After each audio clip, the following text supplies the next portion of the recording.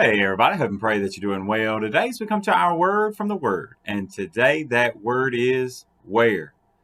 Where?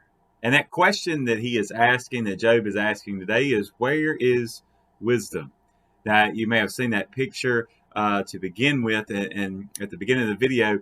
And if you're going through Job chapter 28, you see that he's given the explanation that wisdom is like a miner finding gold.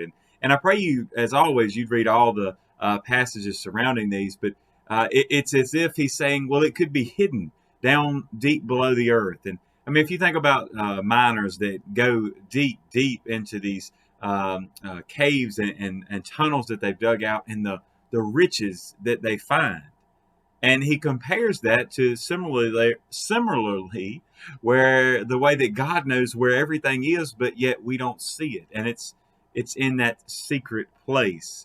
And I love how the Bible talks about a lot of different things in secret places, and how He has knit us and formed us right in secret, even in our mother's womb. And that's a story for another time, or a subject for another time, rather. But today I want us to look at Job chapter 28 and verses 20 through 28 today, as he asks this question, where is wisdom? And I love that he even gives the answer as well. Starting in verse 20, he says, from where then does wisdom come? And where is the place of understanding? It is hidden from the eyes of all living, and concealed from the birds of the air. Destruction and death say, we have heard a report about it with our ears. God understands its way, and He knows its place. For He looks to the ends of the earth, and sees under the whole heavens, to establish a weight for the wind, and apportion the waters by measure. When He made a law for the rain, and a path for the thunderbolt, then He saw wisdom and declared it. He prepared it, indeed, He searched it out. And to man He said, behold, the fear of the Lord, that is wisdom, and to depart from evil is understanding. I love that last part, that the fear of the Lord, that is where wisdom is.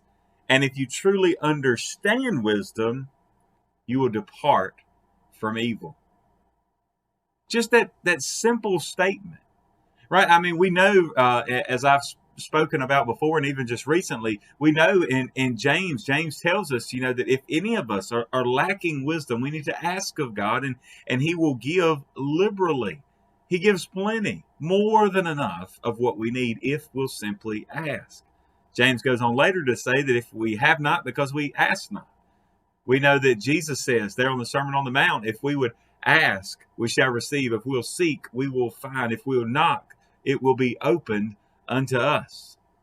So the problem is, most of the time, if you want to know why we lack wisdom, it's because we think we've got it all figured out. Just as Job's friends thought they had everything locked down, they knew everything.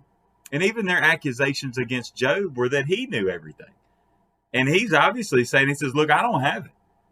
I don't. He's even looking for answers for himself. So he says, I don't have the answers. He said, but I know who does. God does. Yes, it may seem hidden from us, but God is the source of all wisdom. He knows where every bit of wisdom is. So why would we ever try to do it on our own? I love Warren Wiersbe, and he said this. He said that personal pride is the greatest barrier to spiritual wisdom.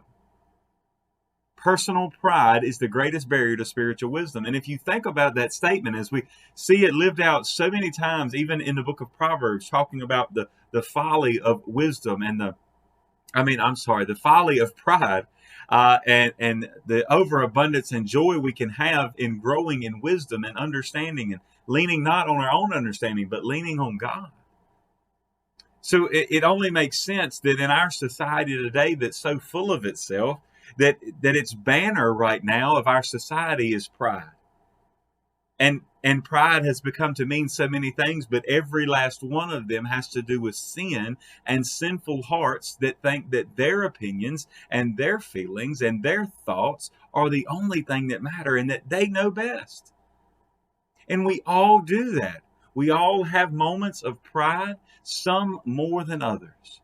But what we need to do is humble ourselves here. Humble ourselves so that one day in glory we will be lifted up. Because if we try to lift ourselves up now, when we face him in eternity, we're going to be lowered very quickly. And I mean, if you think about it, Job is seeking answers, and aren't we all seeking answers?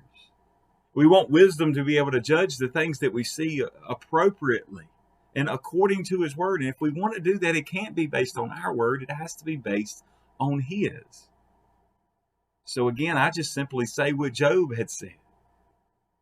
Here's what God had said. What told him, behold, the fear of the Lord, that is wisdom. And to depart from evil is understanding. So if we understand what it means to fear the Lord, not necessarily be afraid of the Lord in that sense, not the shaking, scared to death, but that reverential awe that makes you excited and excites you and gets you. I keep wanting to say excited. Gets us energetic about the Word of God and about serving God, because that fear that we have of Him means that we want to serve Him with all that we have.